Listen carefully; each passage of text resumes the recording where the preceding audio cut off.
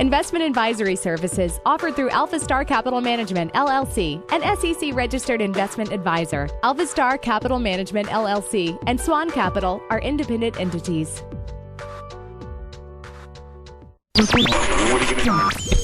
What your money would say. Andrew McNair. Money Talks. Are you listening? Money Talks. Are you listening? Money Talks. Are you listening? What your money would say with Andrew McNair.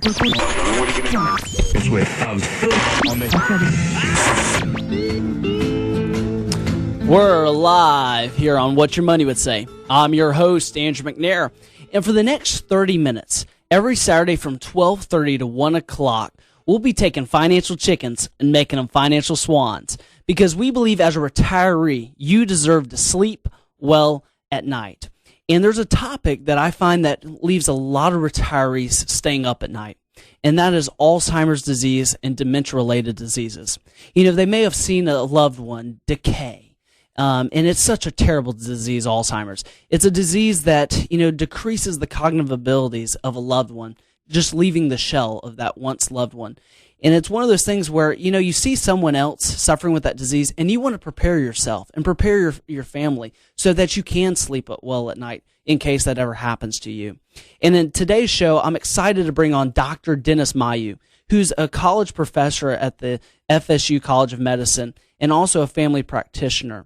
But before I do that, I want to talk about a workshop that deals with protecting yourself from these long-term care expenses. And that is our Veteran Aid and Attendance Workshop. It's a workshop that we're holding December 17th at 5:30 at Homestead Village. It's an assisted living on Pine Forest Road. That's December 17th at 5:30. And at this workshop, we're going to teach families how to receive up to $24,000 a year from the VA. That's right, $24,000 a year from the VA, tax-free, to help pay for assisted living, skilled nursing, and home health care expenses for wartime veterans and their spouses. So you don't want to miss this workshop. Now, again, in just a few minutes, I'm going to bring on Dr. Dennis Mayeaux so he can prepare you emotionally and physically for the chances of Alzheimer's disease. And I want to prepare you financially so that you can sleep well at night. And as you know, this is a terrible disease, but I feel convicted that if you have the chance of protecting your family financially from this disease, it's your responsibility to take in all the facts so you can make an informed decision. And What Your Money Would Say in SWAN-Capital, we hope to be that resource for you so that you can make those educated decisions. I want to give you a long-term care insurance alternative. Many families have heard of long-term care insurance, and they may even own it, but they feel that it's so expensive. They're worried about paying $3,000 to $5,000 a year in premiums and never actually needing the money. But I guess you could say that about any insurance. We pay for car insurance, we pay for home insurance, and we hope to never use it. But when we do need to use it, wow, it's a lifesaver. And the same goes for long-term care insurance. I've seen families that had long-term care insurance and didn't have it. And the families that had it were able to deal with the emotional stresses of Alzheimer's disease far better than the ones that did not. And I think it's very sad that we're quick to protect our car, a $30,000 asset. We're quick to protect our house, maybe $100,000 to $200,000 asset. But we think twice when we think about protecting our assets from being spent down in a nursing home or assisted living. Long-term care insurance is the only insurance that protects assets. Let me repeat that. Long-term care insurance is the only insurance that protects your assets. So many families come to me and they say, well, is long-term care insurance right for me, Andrew? Well, my first question back to them is, do you even have assets? If the answer is yes, then you probably need to have long-term care insurance. But again, far more families are aware of the traditional type of long-term care insurance where you pay $3,000 to $5,000 a year and hope that you never need it, but sometimes you have to use it. But I want to give you an alternative. What if you took $100,000 from your money markets or your CDs and invested it into this long-term care insurance alternative that took your money and you actually earned a better rate than those 1% yields at the CDs? But if you ever needed the money for long-term care insurance, they tripled it. That's right. They took $100,000 and made available $300,000 for you tax-free. That's the alternative alternative that I want to share with you. It's an alternative that we've been able to help families invest at least $100,000 and triple it for long-term care insurance so they can pull it out tax-free, making sure that they don't leave their legacy up to chance and don't leave their families destitute after those very high long-term care expenses. If you want to find out more information about that long-term care insurance alternative, give SWAN-Capital a call at 380-9558. That's 380-9558. And if you just want to put a toe in the water, check us out on web at swan-capital.com. That's swan-capital.com. Now, it's about time to bring on Dr. Mayeaux. He's the FSU College Professor of Medicine. He's a professor out there, and he's also a family practitioner that deals with 3 nursing homes in the Pensacola-Milton area. So he knows all about Alzheimer's disease. And actually, he's dealing with this personally with his own mother-in-law and father-in-law. So he knows what he's talking about. He's been there. And Dennis, welcome to the show.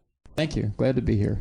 Well, Dr. Mayeaux, we're talking about an important topic, Alzheimer's, and making sure that families are protected financially and physically.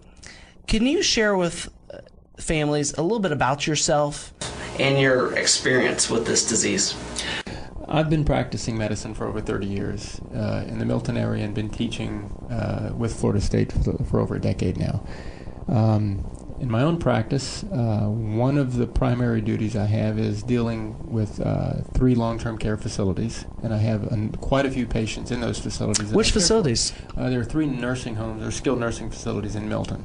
Okay, so you actually go there. I have patients, and I go there multiple times every month. So doctors still do make house calls? And we still I still see a few at the house, those that can't get out, believe it or not. And you learn more about people in 5 minutes in their living room, and you can learn about them in 30 minutes in the doctor's office, believe me. They probably don't hide all their symptoms when they're at home, do they? They let their guard down. It's wonderful. Good. As I do probably too.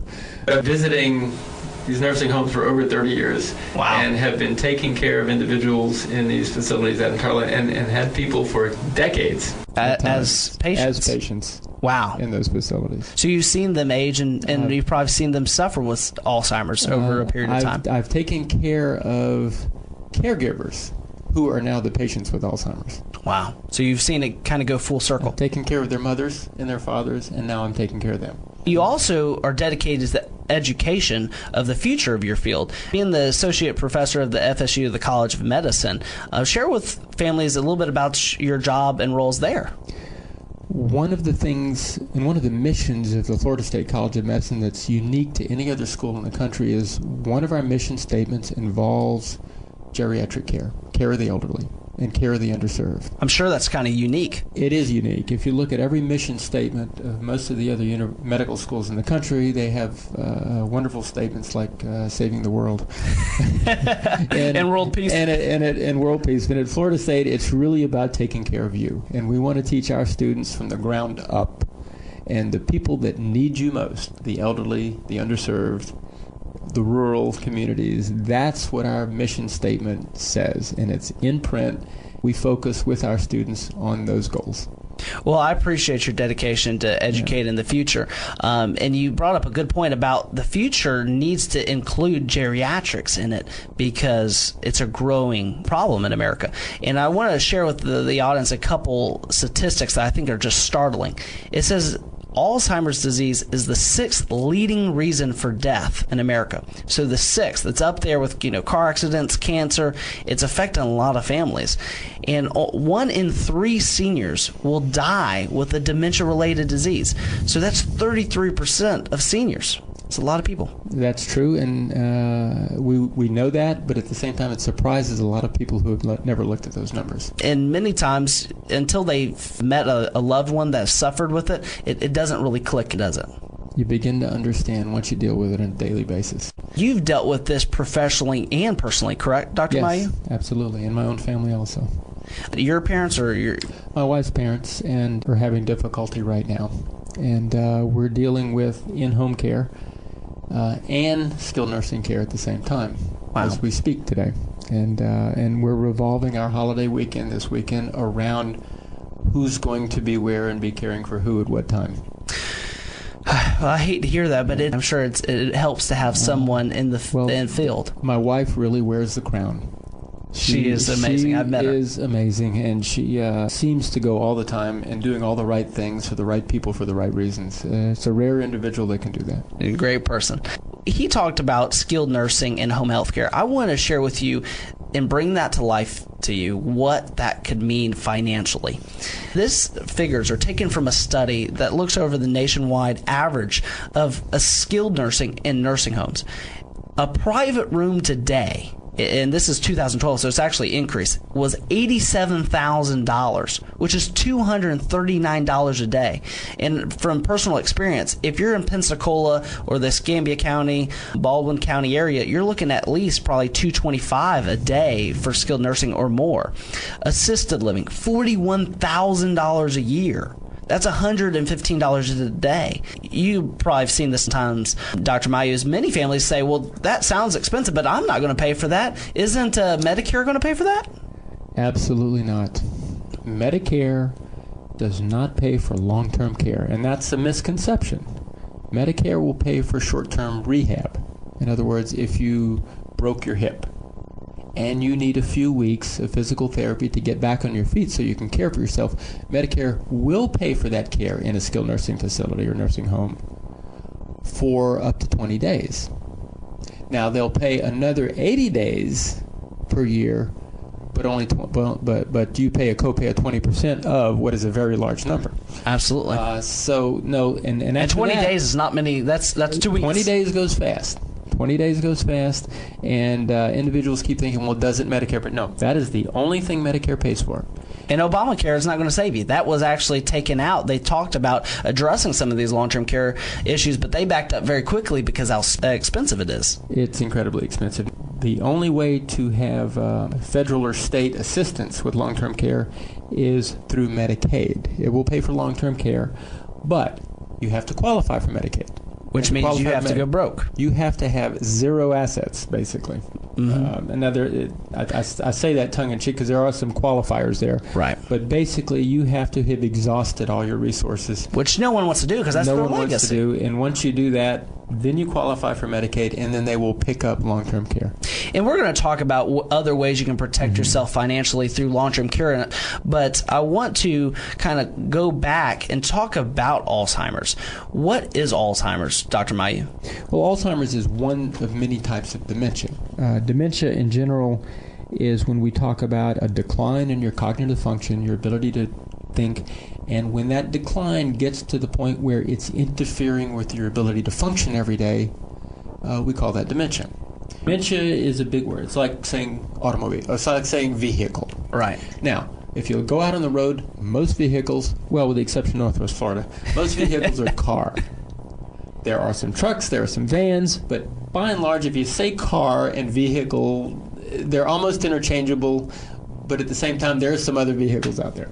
Gotcha. So there are many other types of dementia, but the vast majority are still Alzheimer's. So and most, they think they're two different things. We use the words interchangeably. Alzheimer's is dementia. It's a type of dementia. You said it's the decrease in cognitive ability, but what happens to the brain? I mean, is it decaying? I mean, or is it just not working? Sometimes I feel like mine's not working. I mean, well, we all have lapses. I mean, how many of us? Mine are just more often, I guess. How many of us have never walked out of the mall on Black Friday, which is in 2 days, and go, where did I leave my car? Well, that's why you got that key fob. You just keep on walking around pressing it. And if you're driving a white Camry, okay, there are 100 of them in the parking lot. You're walking around. So that's normal. That's normal. Or you go to some place and you see someone you knew, you can't quite remember their name. That's normal. But when you go home and your neighbor comes over and you can't remember their name, that's not. That's not good. That's different. And you can't find the car and it's in the driveway, that's different. So there. And what causes that? I mean, I've been told that some dementia-related diseases actually decay the brain. Is that accurate? Your brain shrinks. There's no question. But there are a number of anatomic changes you see in the brain with words like neurofibrillary tangles, plaques that build up in the brain, and we see these when we do brain when we do autopsies and we do biopsies. And so, yes, there are some physical changes that happen in the brain that are very specific to Alzheimer's. Now, these changes really aren't evident on CAT scans, on MRI scans, and so there's not really a test for Alzheimer's except autopsy, which is not really a test any of us are willing to go through just to see. And it's a diagnosis of exclusion. You make sure, the first thing, if you think you have Alzheimer's, make sure you see your physician. Have him go down the list to be certain you don't have one of those other types of dementia, especially one that may be fixable. Suppose it's your memory issues are medication related. It's a medication you need, but there may be a different type of medication that won't cause those memory issues. Suppose you have a thyroid disorder. Fix it. Your memory will get better. So some of them can be actually reversed. There are some dementias that are caused by other reasons. So dementia sometimes is as a symptom of something bigger. Symptom of some other reason. Gotcha. Now, if you're just tuning in to What Your Money Would Say, we have Dr. Mayeaux, who's a family physician and also associate professor at the FSU College of Medicine, and we're talking about an important topic, Alzheimer's. And we've already covered the cost of care, and we're going to, in just a few minutes, talk about how you can protect yourself financially. But we're talking about what is Alzheimer's, and we discussed that they aren't two different things, Alzheimer's and dementia. It's under the umbrella of dementia. And you talked about tests. I want to go further with that. If we can't tell in a CAT scan or an MRI conclusively that someone has dementia or Alzheimer's, how do you test it? Are there some tests that you go through with a family? Yes, we actually test your memory and your ability to function. And they have interesting names called the mini-mental status test, the mini-cog. There are dozens of these tests, and every one of us in practice picks a few that we're comfortable with. And there are screening tests where you can do very quickly, and you either pass or fail. And then if you fail, we move on to more exhaustive tests and screenings to try to pinpoint the deficits you have. If you're thinking, well, what should I ask my doctor? How do I know my mom or dad potentially needs to go see a doctor? What are some signs? And then once we have those signs, what do we need to ask the doctor? Well, we all experience, as we talked about, issues with memory sometimes, not being able to balance a checkbook as fast as you could before. But when is it severe enough to call attention to? Well, if you're just not able to really get the things done that you know you can normally do or should be able to do, even with a little effort, ask your physician. Tell them, I don't seem to be functioning as well. My memory doesn't seem to be as good as it was. Can we at least do some tests to see if there's something fixable that might help me?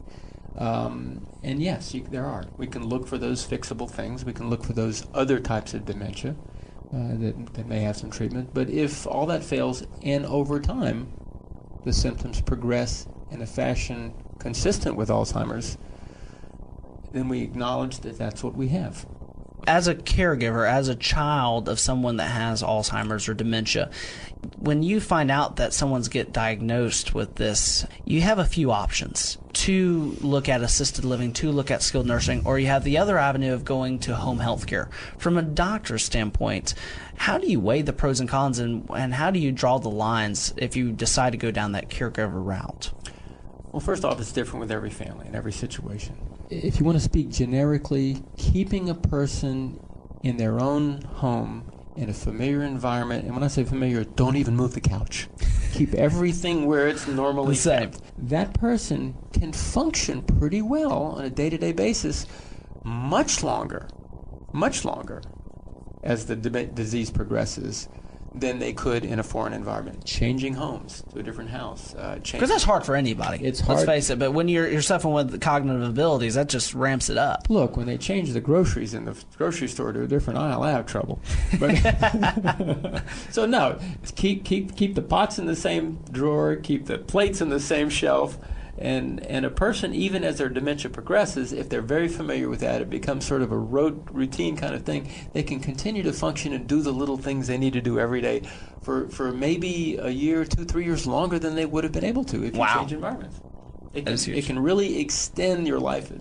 But that requires someone to caregive. You still have to have someone in the house. Now, it may be initially. And Alzheimer's is very slowly progressive. There's no one day that things change, and the day before you were good and the day before you were not, day after you're not. And one of those big decisions is, when do I transition? When do I go from home to a skilled nursing facility? And I always tell folks there's only 2 times you can make that decision to make a transition. Either too early before you need to go, or too late after something really bad's happened. I always see families move too late. We wait till after they fall, there's a head injury, and a subdural hematoma, bleeding in the brain, or they've fractured some bones. Yes, it's hard to move too early. Yeah. It's hard to move too early. About caregiving, can you go down the pros and cons of that? Because I know your wife has dealt with that personally. Well, the pros is no one can give better care to, say, your mother than a child who really loves you. Sure. No one can do that.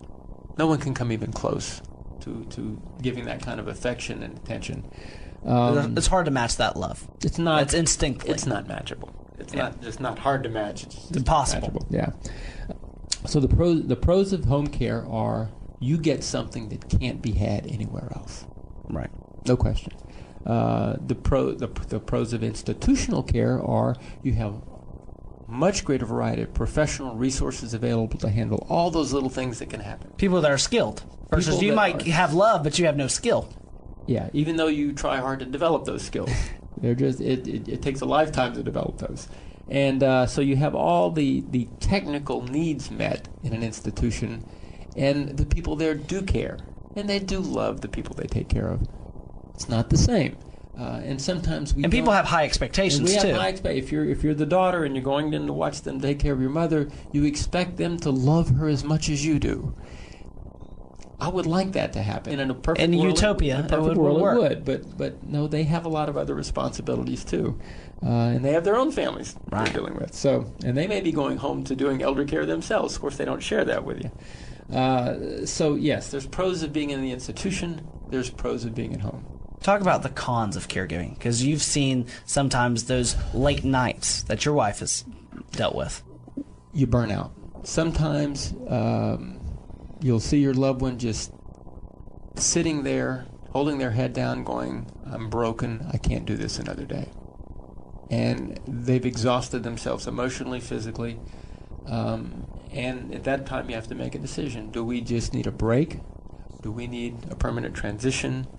And you never know. You just have to take it as it comes and make a decision as it comes. And you talked about making that decision. I think it's great, and we talked about this off the air, to make that decision ahead of time. When do you draw the line in the sand? When the caregiver really can't function anymore. I would like you to recognize the early signs of that if you're a caregiver, and know that you're approaching that. Don't wait till you're broken. If you see you're heading in that direction. But you feel guilty to put them in, in assisted living or skilled nursing, but you feel guilty if you don't take care of them. How do you deal with guilt? That if you're facing these kinds of decisions, you're going to feel guilty. If you keep them at home, you continue to devote more and more time, and you completely ignore your own life, your own family, your own friends, your own career. You feel terribly guilty. And you know your mother, if she could tell you that you were abandoning your life, she'll say, I didn't raise you to do this. I raised you to have a good, wonderful life, and now you're not. So you feel guilty, probably not meeting her wishes, and abandoning your own life. If you choose to make a transition and institutionalize them, you feel terribly guilty about putting them somewhere. The old saying, I promised her I'd never put her in a nursing home. So you're going to feel guilty either way. So just chalk it up. I'm going to feel guilty. Before you make a decision, go ahead and feel really guilty. Get it over with, then make your decision. Have your pity party and just decide. Absolutely. Just get it over with and say, okay, I'm done with that, and now let's move on and make a decision.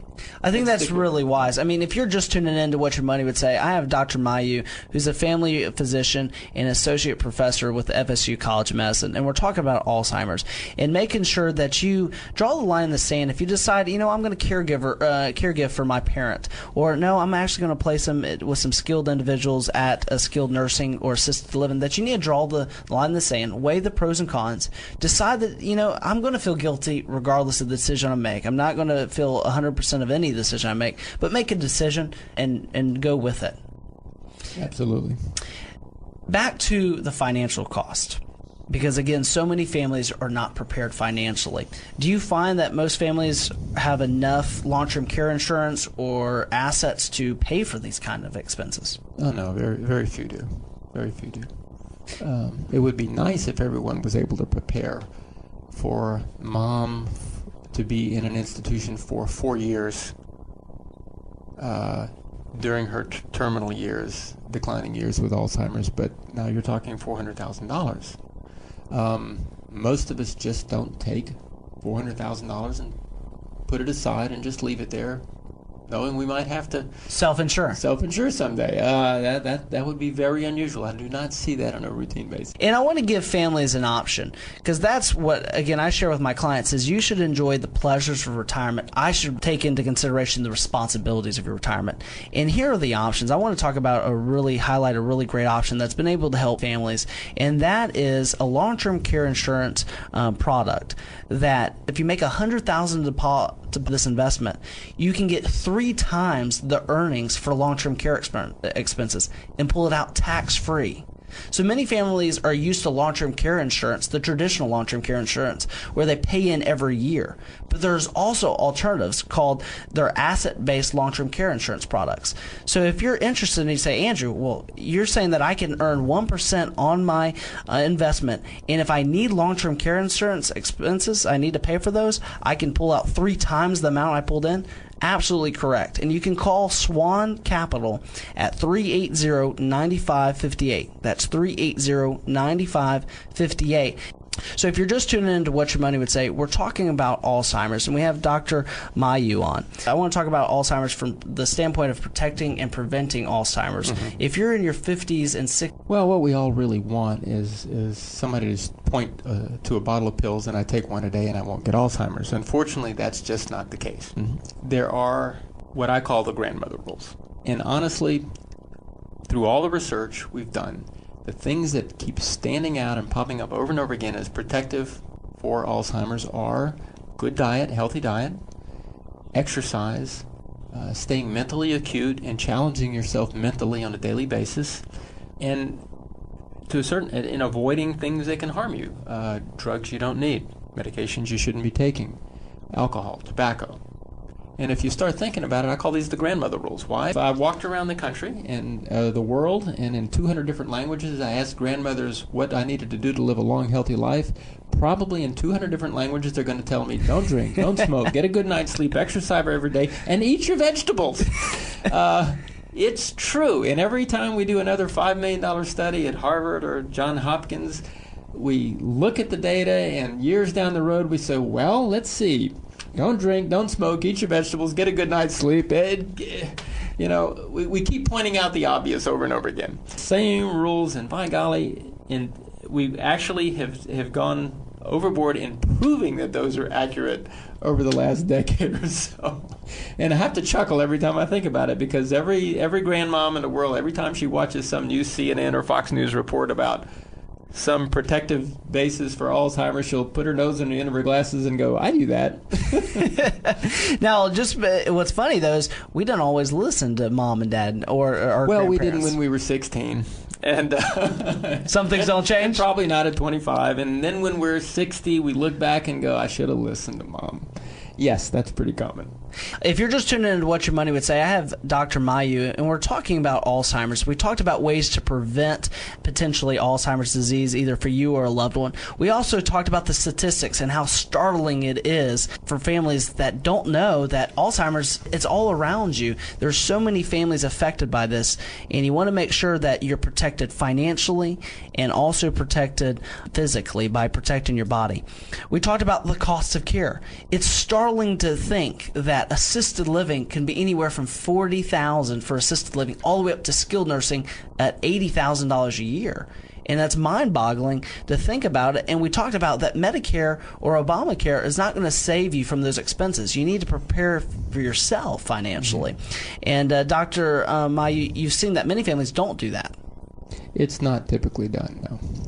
So So if you're saying, well, how do I protect yourself? Andrew, I've saved in my retirement. I've saved a little bit, and I have some money in some CDs and some money markets, but they're not earning anything. And, we talked about the raising cost of healthcare. It's raising from anywhere from 5 to 7% a year. My CDs are only making 1%. What do I do? I want to give you another option and highlight this potential alternative for you. There's a product out there that we've helped families deposit, an example, $100,000 into, and they get CD competitive rates, a little over 1% on those invested amounts. But here's the great thing about this investment. When you invest $100,000 into it and you need long-term care, you can spend 3 times the amount. So that $100,000 becomes $300,000 for long-term care expenses. If you want to find out more about that, give SWAN-Capital a call at 380-9558. That's 380-9558. Well, Dr. Mayeaux, again, I thank you for what you do, and I thank you for your commitment to education and training the young doctors that are coming up on the issues of geriatric issues. And again, thank you for coming on What Your Money Would Say. It was a pleasure.